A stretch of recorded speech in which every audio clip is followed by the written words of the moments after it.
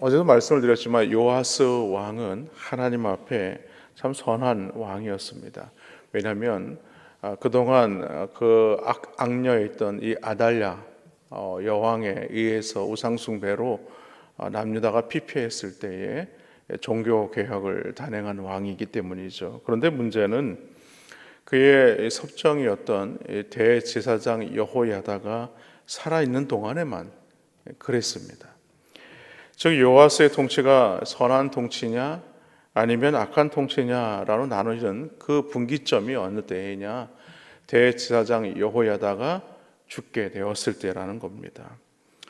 그러니까 여호야다가 살아있을 때에는 요아스 왕이 선한 왕이었지만 여호야다가 죽게 되었을 때에 요아스 왕은 악한 왕이 되고 말았다라는 말씀이죠. 그러니까 여호야다가 살아있을 동안에만 요아스는 여호야다가 살아있을 때 선한 왕이었다라고 오늘 성경은 말씀하고 있습니다. 대제사장 여호야다가 죽은 이후에 요아스 왕은 완전히 다른 사람이 되고 맙니다. 오늘 17절과 18절 말씀을 한번 더 보면요, 여호야다가 죽은 후에 유다 방백들이 와서 왕에게 절하매 왕이 그들의 말을 듣고 그의 조상들의 하나님 여호와의 전을 버리고 아세라 목상과 우상을 섬겼으므로 그 죄로 말미암아 진노가 유다와 예루살렘에 임하니라라고 말하고 있죠. 그러니까 전에는 하나님의 전을 보수하였던 사람이 이제는 오히려 아세라 목상과 우상을 섬기는 그런 자가 되었다라는 것이죠. 그가 그렇게 된 이유가 있지 않습니까? 여호람 왕 이후에 아하시아 왕으로 이어지고 또 악녀인 이 아달랴 왕으로 이어지는 동안에 남유다는 영적으로 암흑기에 있었습니다. 그래서 여호야다를 통해서 이 요아스 왕이 옹립이 되고 종교개혁을 단행을 하게 되지만은 종국에는 다시 이 우상을 섬기는 나라가 되고 만 것이죠. 그 이유가 있습니다. 오늘 보니까 대제사장 여호야다가 살아있을 동안에는 많은 그때의 방백들이 숨지고 있다가 그가 죽게 되자 요아스 왕을 찾아와서는 이 아세라와 그 우상을 섬기는 방백들이 찾아와서 감언이설로 요아스 왕을 꾀이기 시작하죠. 너무나 안타까운 사실은 요아스 왕이 그들의 말을 그냥 들어버렸다는 거예요. 우리는 이 말씀을 보면서, 이 대목을 보면서 도저히 좀 이해하기가 참 어렵다.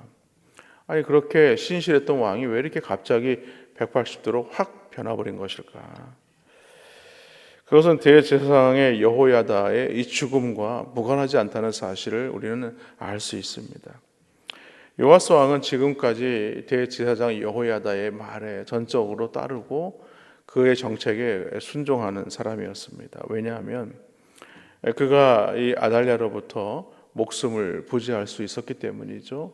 성전에서 무려 6년 동안 그를 길러주고 숨겨주었던 이 여호야다의 어떤 그 은혜를 그가 잊지 않았기 때문이죠. 그렇기 때문에 여호야다가 섭정하는 동안에 감히 그를 거역할 수는 없었을 것입니다. 하지만 대제사장 여호야다가 죽게 되자 여호야다의 이 가르침을 그가 따르지 않게 된 것이죠.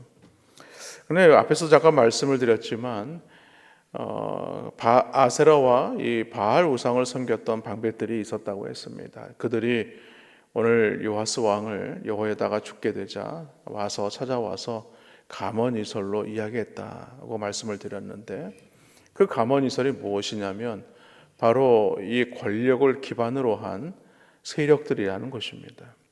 그러니까 요아스 왕도 하나님 앞에 온전히 서기보다는 권력을 계속해서 유지하기 위해서 그동안은 이 여호야다에 의해서 아무 말도 하지 못했던 자들이 이 여호야다가 죽게 되자 와서 오히려 이 요아스를 지금 꾀하고 있는 것이죠. 그래서 요아스 왕은요, 그 권력을 잡기 위해서 오늘 그들의 말을 듣고 있는 것입니다. 그래서 하나님은요, 이 여호야다의 아들인 이 스가랴 선지자를 보냅니다. 보내서 경고의 말씀을 전하게 되죠. 그 말씀이 오늘 19절과 20절 말씀입니다. 그러나 여호와께서 그들에게 선지자를 보내사 다시 여호와에게로 돌아오게 하려 하심에 선자들이 그들에게 경고하였으나 듣지 아니하니라. 이에 하나님의 영이 제사장 여호야다의 아들 스가랴를 감동시키심에 그가 백성 앞에 높이 서서 그들에게 이르되 하나님이 이같이 말씀하시기를 너희가 어찌하여 여호와의 명령을 거역하여 스스로 형통하지 못하게 하느냐 하셨나니 너희가 여호와를 버렸으므로 여호와께서도 너희를 버리셨느니라. 이렇게 말씀하죠. 이 말씀을 들은 백성들과 요아스는 어떻게 합니까? 하나님의 말씀을 들었으면 내가 하나님 앞에 잘못했구나 라고 회개하고 돌이켜야 되는데 오히려 그렇게 하지 않았어요. 그만 이 스가랴 선지자를 이 백성들과 요아스 왕은요 쳐서 죽이라 명령을 하죠. 그래서 성전뜰 안으로 끌고 와서는 그곳에서 돌로 쳐 죽이게 됩니다. 그러니까 요아스와 유다 백성들은 이처럼 타락해 버리고 마는 것이죠. 어떻게 보면 요아스 왕은 절대로 해서는 안 되는 일을 지금 저지르고 있는 것입니다. 그러나 가장 근본적인 원인을 살펴보면은 이 요아스 왕이 과연 선한 왕이었는가? 우리는 그렇게 볼 수 없다는 거예요. 왜냐하면 그가 여호야다의 섭정에 의해서 남유다를 다스리긴 했지만 나이가 어릴 때였고 그동안 그 섭정에 의해서 아마 요아스 왕은 아무 말도 여호야다의 명령을 거스를 수 없었을 것입니다. 그런 것은 보아서 우리가 알 수 있는 것이 있죠.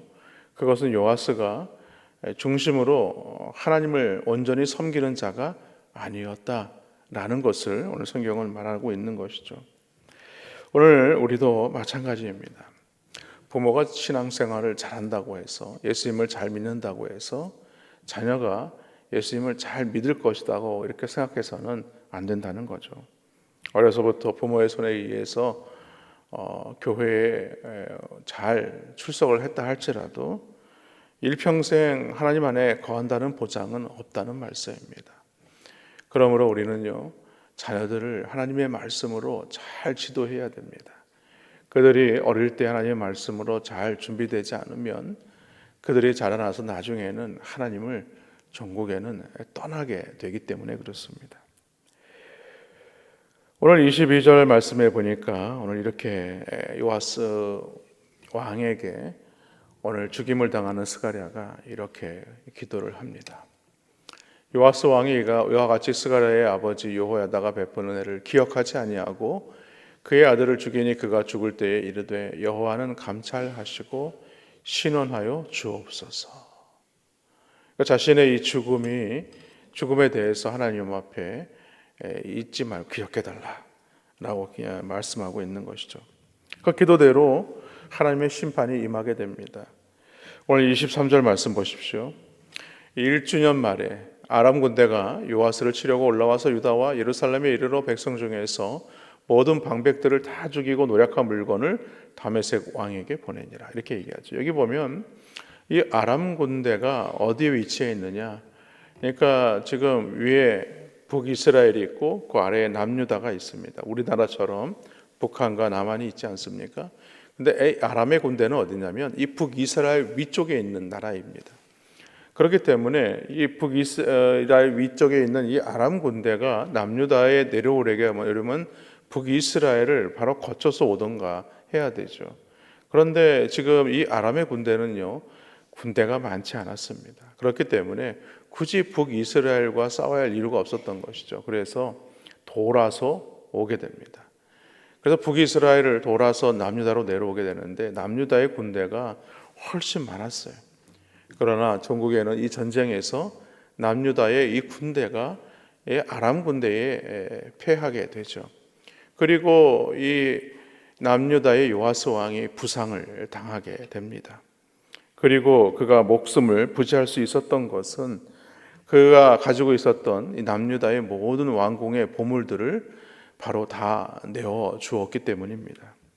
그런데 어떤 일이 일어나게 되냐면 간신히 목숨을 부지해서 침상에 누워 있었던 요아스 왕을 오늘 그의 신하들이 또 쳐서 죽였다라고 이렇게 말씀하고 있습니다.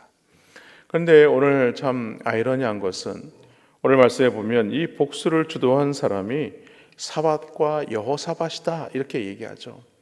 근데 이 사밧과 여호사밧은요, 본래 이 이스라엘 사람들이 아닙니다. 이 사람들은요 이방인들이에요. 그러니까 사밧은 암몬 여인의 아들이고 여호사밧은 모압 여인의 아들입니다. 그러니까 이들은 이방인으로서 이 요아스의 신하가 된 자들이었습니다. 그런데 요아스가 이방인이었던 그들에게 죽임을 당했다는 것은 무엇을 말하는가? 바로 그들의 죽음이 얼마나 치욕스러운 것인가를 말하는 것이죠.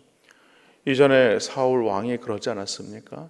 자신이 전쟁에서 패하게 되고 죽음을 맞이할 수밖에 없는 그런 상황에서 그가 치욕스러운 죽음을 이방인들에게 당하지 않기 위하여 자신의 신하에게 자신을 죽이라고 명령을 했던 그 장면을 우리가 너무나 잘 알고 있습니다.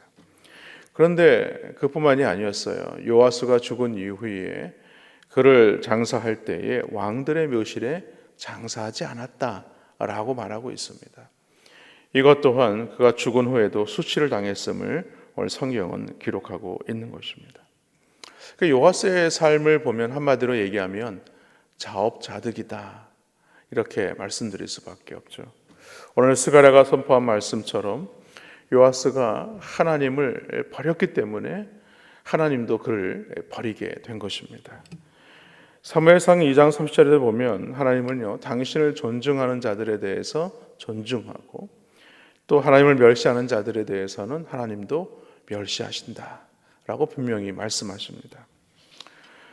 오늘 살펴본 대로 여호야다가 군림하거나 왕위를 찬탈하지 않았어요. 오히려 어린 요아스에게 왕위를 옹립하고 그 왕위를 위해서 섭정을 한 것이죠. 어렸을 때였으니까. 그러나 그 의도를 요아스 왕은 제대로 이해하지 못한 것입니다. 그래서 우리는 은혜를 모르는 요아스처럼 살아서는 안 되는 것입니다. 나를 위해서 오신 그 예수님의 그 은혜, 그 사랑을 우리는 잊어서는 안 되는 것이죠. 여러분, 우리가 살아가면서 우리의 신앙생활을 하는 중에 또 우리 여호야다처럼 우리에게 많은 또 은혜를 베풀고 도움을 주는 손길들도 있을 것입니다. 우리는 그러한 자들에 대해서 배반해서는 안 돼요. 그들이 오늘 우리가 오늘 말씀대로 또 신앙을 지키고 믿음을 지켜낼 수 있었던 가장 귀한 일들을 우리 가운데 허락해 주었기 때문이죠.